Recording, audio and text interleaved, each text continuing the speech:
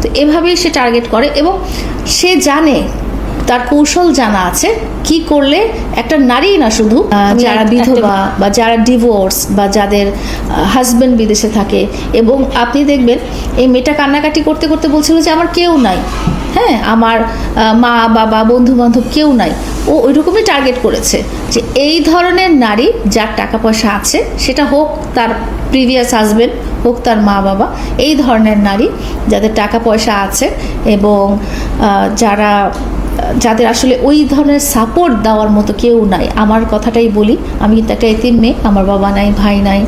এবং আমার একটা হিস্ট্রি আছে, প্রিভিয়াস আমার বিয়ে হয়েছে এবং আমার অসুস্থ সন্তান আছে এবং আমি মোটামুটি স্ট্যাবলিশ। এটা ওরা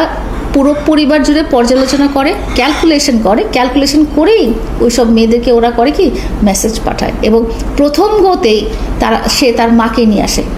প্রথম যোগাযোগেই তার মাকে নিয়ে আসে। তো সে এইভাবে করে এক একটা নারীর বিশ্বাস স্থাপন হয় যে না ঠিক আছে, এই ছেলেটা মনে হয় যেহেতু পরিবার নিয়ে আসছে, এই ছেলেটা মনে হয় আমার সাথে প্রতারণা করবে না। তো এভাবেই সে টার্গেট করে এবং সে জানে,